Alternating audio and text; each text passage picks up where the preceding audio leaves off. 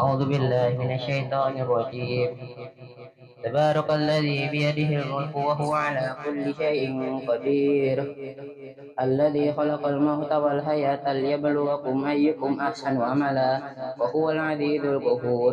الذي خلق 7 سماوات طباقا ما ترى في خلق الرحمن من تفاوت ولجعل البشر قلتر من فتور ثم رجع البشر قسرتين ينقلب إليك البشر خاشئا وهو عسير.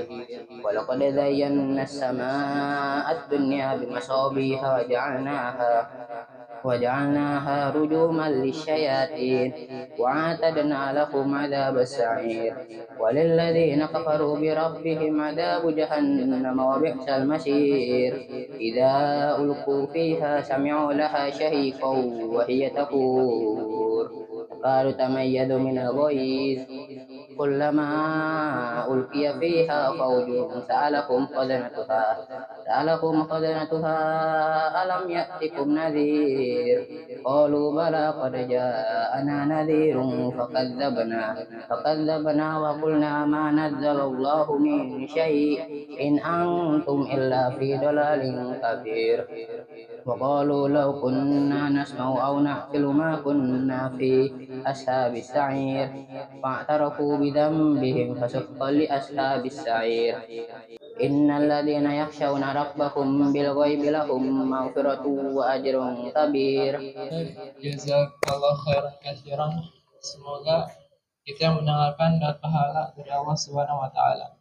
Kemudian kita beralih ke acara selanjutnya, yaitu apel tausiah yang dibawakan oleh kepala sekolah kita, guru kita, yaitu Abu Syamil Sarina Hafizallah Ta'ala.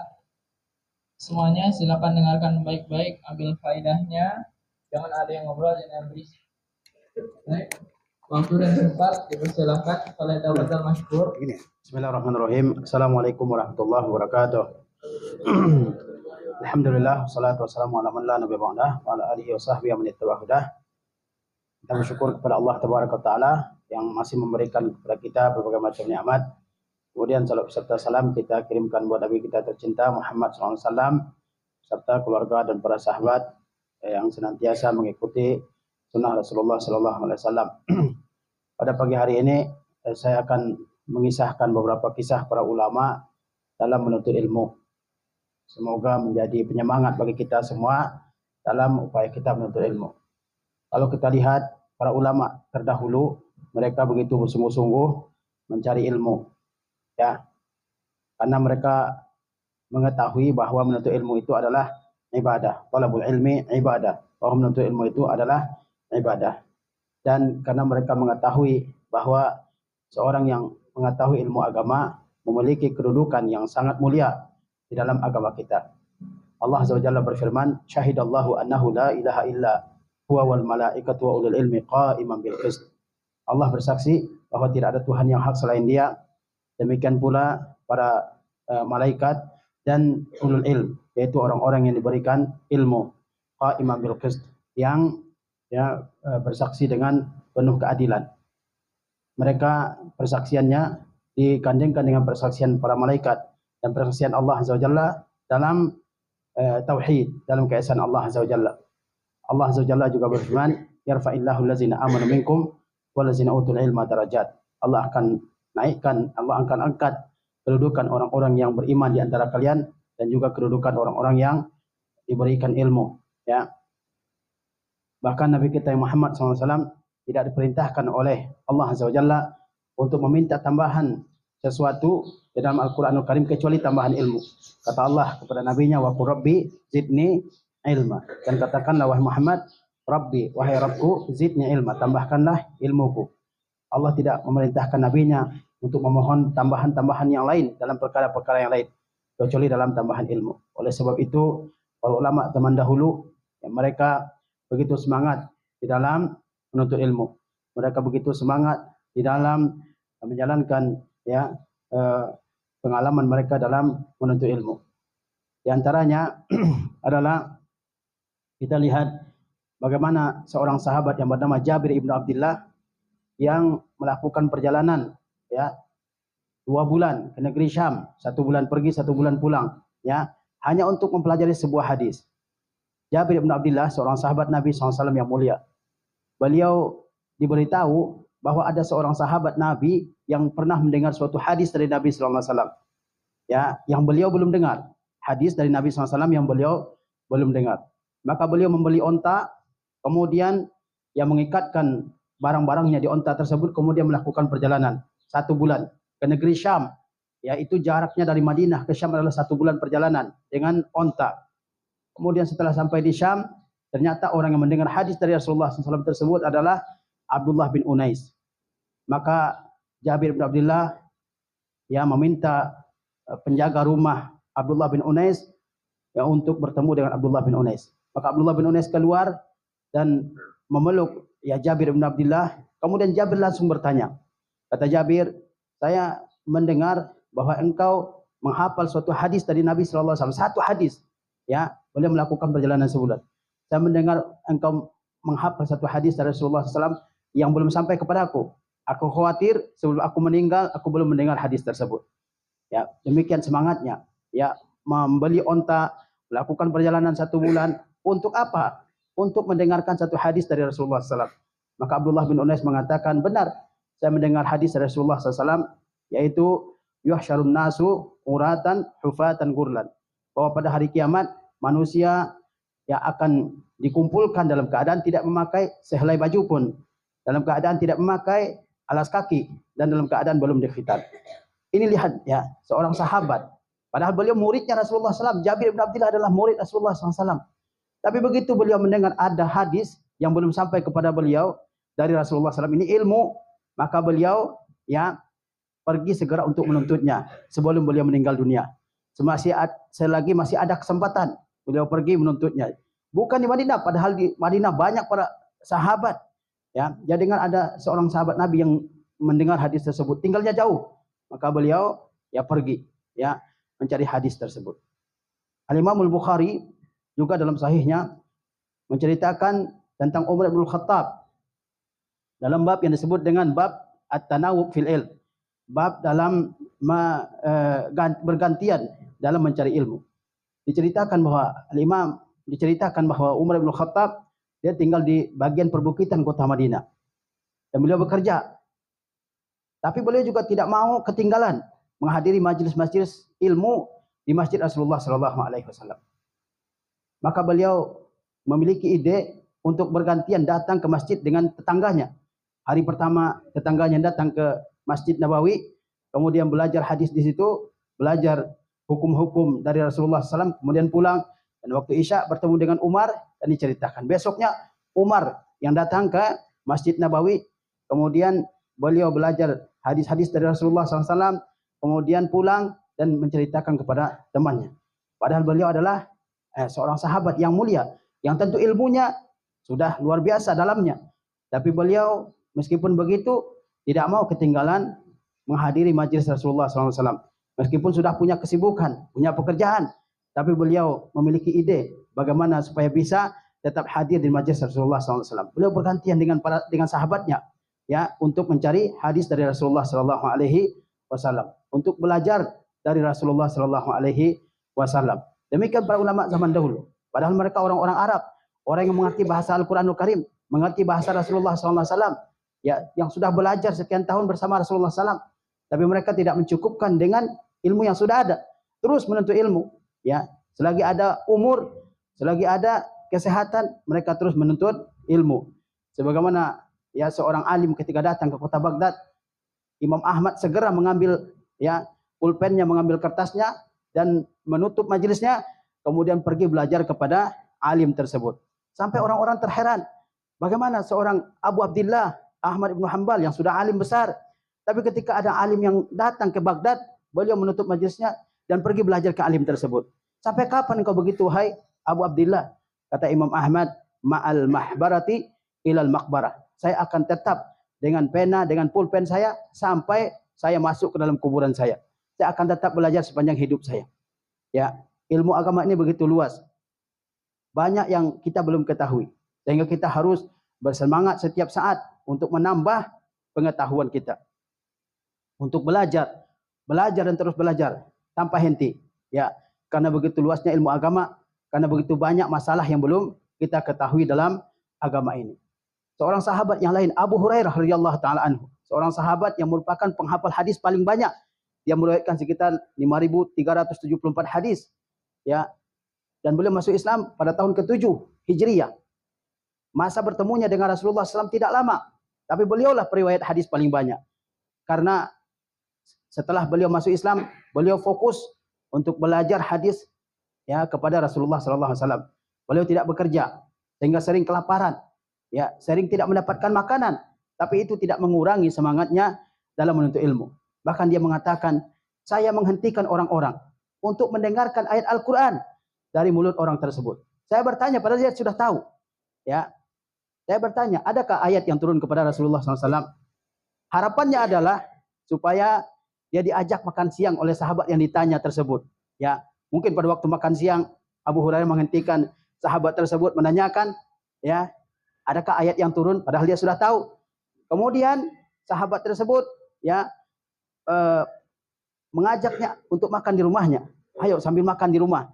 Ya, nanti saya bacakan ayatnya ketika kita sedang makan di rumah. Itu harapannya Abu Hurairah. Maka suatu ketika Umar bin Khattab lewat dan Abu Hurairah menghentikannya, mau bertanya adakah ayat yang turun? Ya, harapannya adalah supaya diajak makan siang, ya. Sembari dibacakan ayat-ayat Al-Qur'an, ya. Tapi Umar tidak paham. Umar mengatakan tidak. Kemudian Abu Bakar ditanya oleh Abu Hurairah, adakah ayat yang turun? Abu Bakar mengatakan tidak ada. Ya, padahal Abu Hurairah maksudnya bukan itu. Maksud yang sebenarnya adalah supaya saya diajak makan, ya. Padahal dia sendiri sudah mengetahui ayat tersebut. Kemudian lewatlah Rasulullah Shallallahu Alaihi Wasallam. Rasulullah SAW lewat dan Rasulullah melihat tanda-tanda kelaparan yang sangat parah di wajahnya Abu Hurairah. Benar-benar sangat lapar. Mungkin sudah beberapa hari tidak makan, tidak minum. Kehausan. Fokus mencari ilmu. Ya, kita nggak pernah akan merasakan lapar dalam sehari karena mencari ilmu. Tetap kita dapat makan, dapat minum. Ya, Abu Hurairah merasakan lapar sehingga kelihatan di wajahnya, wajah orang yang lapar. Diajak oleh Rasulullah SAW ke rumah beliau, ya, ke salah satu rumah dari rumah Rasulullah SAW. Ternyata di situ ada segelas susu, ya. Tapi Rasulullah SAW tidak buru-buru menyuruh Abu Hurairah untuk minum susu tersebut. Bahkan kata Rasulullah, wahai Abu Hurairah, kamu pergi ke Suffah dan panggil ashabus Suffah. Suffah itu adalah suatu bangunan tambahan di Masjid Nabawi pada zaman dahulu yang merupakan tempat berdiamnya, tempat tinggalnya orang-orang fakir, orang-orang miskin yang tidak punya rumah di Madinah. Ya, mereka tinggal di situ. Mereka tinggal di situ sampai mereka mendapatkan keluarga atau mendapatkan pekerjaan. Ya, dan jumlahnya banyak, mungkin ada 100 atau kurang atau lebih dari itu. Maka Abu Hurairah disuruh oleh Rasulullah SAW untuk memanggil ashabus Suffah. Ya, orang-orang yang menghuni Suffah. Padahal ini Abu Hurairah sedang lapar. Ya, Abu Hurairah sedang kelaparan. Tapi Rasulullah suruh panggil. Ya, dan dalam dirinya Abu Hurairah merasa susu itu sedikit. Kalau untuk saya dan Rasulullah mungkin cukup. Ini satu kampung mau minum susu, ashabus Suffah. Ya, bagaimana? Dia khawatir. Nanti saya tidak bisa minum susu. Padahal saya benar-benar lapar.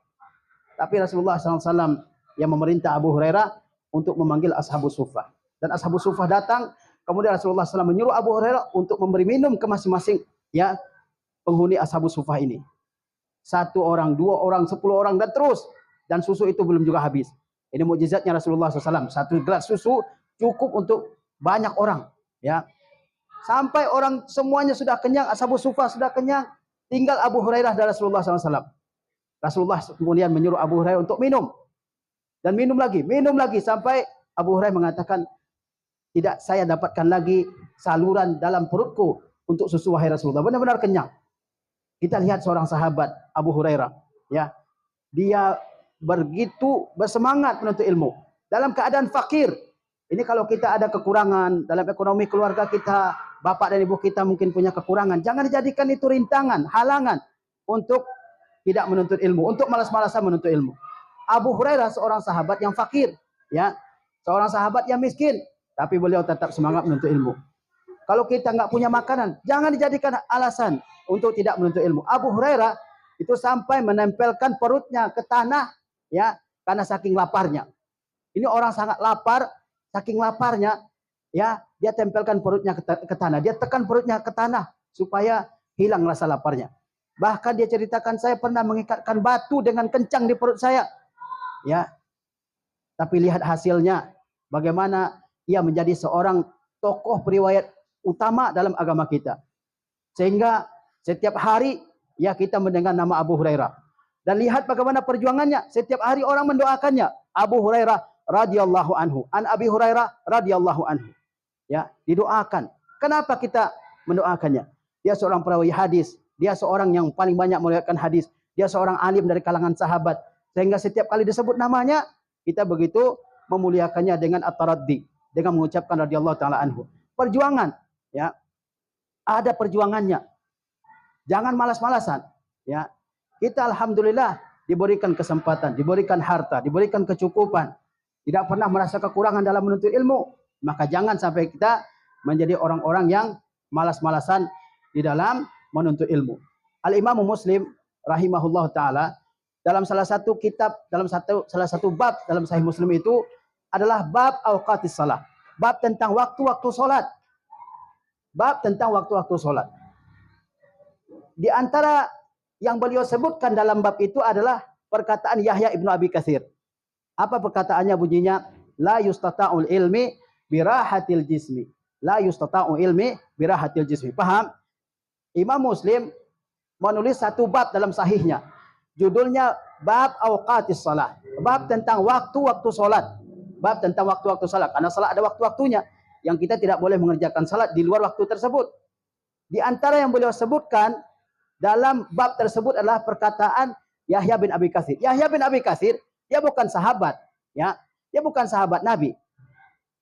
Tapi Imam Muslim menyebutkan salah satu ucapan Yahya bin Abi Katsir ini. Apa bunyinya? La yustata'ul ilmi birahatil jismi. Kamu tidak akan bisa ya menguasai ilmu, mendapat ilmu kalau kamu bersantai-santai. Kalau kamu bermalas-malasan, berleha-leha, kamu nggak akan dapat ilmu. Lalu ulama mencari kenapa Imam Muslim menyebutkan perkataannya Yahya bin Abi Katsir dalam bab ini. Padahal ini kitab hadis, ya, nggak ada hubungannya dengan Yahya bin Abi Katsir. Dia bukan nabi, dia bukan sahabat. Lalu ulama memikirkan seperti Al-Qadhi Iyad, ya, dan sebagainya. Mereka mencari apa sih sebabnya Imam Muslim mencantumkan perkataan Yahya bin Abi Katsir ini. Mereka mengatakan bahwa dalam mencari hadis-hadis, terutama dalam bab awqatul as-salah itu, waktu-waktu salat tersebut, Imam Muslim sudah berjuang begitu lama. Ya, pergi ke berbagai tempat, belajar kepada banyak guru, sampai akhirnya beliau berhasil mengumpulkan hadis-hadis tentang waktu-waktu salat. Perlu perjuangan, perlu seleksi, dia perlu ya bersungguh-sungguh dalam mempelajari hadis-hadis tersebut. Sampai akhirnya terdapatlah bab awqatis salah dalam Sahih Muslim. Dia begitu keras perjuangannya, ya, begitu lama, begitu banyak pengorbanannya, sehingga beliau mengatakan untuk mengumpulkan hadis-hadis ini, ya, itu tidak mudah. Saya perlu perjuangan. Maka beliau cantumkan salah satunya perkataan Yahya bin Abi Katsir. La yustata'ul ilmi birahatil jism. Ya, ilmu itu tidak bisa kita kuasai kecuali dengan bersungguh-sungguh. Kalau santai-santai nggak akan dapat ya ilmu. Kita bukan kurang cerdas, kita bukan kurang pintar. Yang kurang adalah usaha kita. Yang kurang adalah usaha kita. Banyak orang-orang yang kemampuan pikirannya, otaknya biasa, tapi karena kesungguhannya dia menjadi seorang yang pintar, yang alim. Tapi banyak juga orang-orang yang pintar sebenarnya, tapi karena malasnya, karena nggak serius, ya banyak hal-hal lain yang dia pikirkan ketika belajar, akhirnya dia gagal dalam menuntut ilmu. Ya, oleh sebab itu kita harus bersungguh-sungguh. Sebagaimana dikatakan, man ibta'ada anil wisada iqtarabat lahu siyada. Barang siapa yang menjauhi bantal, maksudnya mengurangi tidur, iqtarabat lahu siyada, dia akan menjadi orang yang terkemuka. Barang siapa yang dalam menuntut ilmu dia mengurangi tidurnya, jangan terlalu banyak tidur 10 jam, ya. Di kelas juga tidur. Ini banyak ilmu yang akan terlewat darinya. Ya tidur secukupnya, mungkin 6 jam, 7 jam cukup, udah. Lebihnya digunakan untuk menuntut ilmu. Nah, kalau diperbanyak tidur, banyak ilmu yang lewat dari kita. Man ibta'ada anil wisada iqtarabat lahu siyada. Barang siapa yang menjauhi tidur, mengurangi tidurnya, maka kejayaan akan menghampirinya. Keberhasilan dalam menuntut ilmu akan dekat kepadanya. Ya. Wa man lazimar ruqad hurimal murad. Barang siapa yang terbiasa tidur terlalu banyak, maka dia akan gagal mendapatkan cita-citanya, mendapatkan impiannya. Ya, apalagi tidur ketika belajar. Ustazahnya lagi menerangkan di depan, dia tidur. Ya, bagaimana paham pelajaran? Yang memperhatikan aja belum tentu ya paham. Apalagi pelajaran-pelajaran yang cukup berat. Maka harus diperhatikan, difokuskan perhatian kita. Hindari tidur dan kurangi begadang malam hari. Ini yang ngantuk-ngantuk pada siang hari karena malamnya begadang, ya. Karena malamnya begadang. Kemudian waman laziman nauma sabaqa waman laziman naum sabaqahul qaum. Siapa yang ya menjadi kebiasaannya untuk banyak tidur, maka orang-orang lain akan mendahuluinya, ya. Orang sudah belajar, dia masih tidur. Orang sudah hafal sekian, dia baru mulai karena kebanyakan tidur. Kemudian waman yaghtarra bil amali tarakal amali. Siapa yang terperdaya dengan angan-angan, maka dia akan mengurangi usaha. Dia cuma punya impian, punya cita-cita, tapi nggak ada usaha, maka cita-cita tersebut tidak akan dia peroleh. Wal qimmah asasuhakum, wal qimmatu asasuhakum. Dan kejayaan itu dasarnya adalah kum, berdirilah, berusahalah. Nggak ada yang instan di dunia ini. Kamu mau jadi apa saja, perlu proses yang panjang, perlu perjuangan, perlu kerja keras. Apapun yang dimaukan oleh seseorang. Nggak ada yang instan. Yang simsalabim itu cuma dunia sulap. Ya, dunia menuntut ilmu, dunia yang mencari ilmu. Itu perlu perjuangan, perlu pengorbanan. Nggak ada yang tiba-tiba jadi orang alim. Jadi orang alim karbitan. Ya, tidak, ilmu itu dimakan sedikit demi sedikit. Ditelan sedikit demi sedikit. Berlalunya hari demi hari, maka kita akan memiliki pengetahuan yang luas. Maka harus bersabar, harus bersungguh-sungguh, harus mengorbankan ya waktu kita, harus mengorbankan tenaga kita untuk menuntut ilmu. Kalau tidak, jangan sampai sudah berlalu bertahun-tahun, ilmu kita masih segitu-segitu aja, nggak ada tambahannya, nggak ada pengetahuan yang bertambah, bacaan Qur'annya masih belepotan, bacaan hadisnya masih belepotan, cara sholatnya ya belum benar. Itu akibat tidak serius dalam belajar. Kita harapkan kita di sini itu serius. Ilmu alhamdulillah di sini banyak. Guru-guru di sini banyak ilmunya. Tinggal keseriusan antum dan antuna semua dalam belajar. Dengan keseriusan kita akan menjadi orang-orang yang berpengetahuan insyaallah, ya, dan Allah akan memberikan kemudahan bagi kita. Allah nggak akan berikan kemudahan kecuali kalau kita berusaha. Wa may yujahidu fina lanahdiyannahum subulana. Siapa yang berjuang karena kami akan tunjukkan kepadanya jalan-jalan kemudahan. Wa may yattaqillaha yaj'al lahu makhraja wa yarzuquhu min haitsu la yahtasib. Ya, barangkali ini yang bisa saya sampaikan dalam kesempatan yang berbahagia ini. Mudah-mudahan nasihat yang singkat ini bermanfaat bagi saya dan juga bagi antum dan antuna sekalian. Mudah-mudahan Allah Subhanahu wa taala tetap kokohkan kita semua dalam menuntut ilmu. Wassallallahu ala nabiyina Muhammad wa ala alihi washabihi wasallam. Wassalamualaikum warahmatullahi wabarakatuh. Alhamdulillah.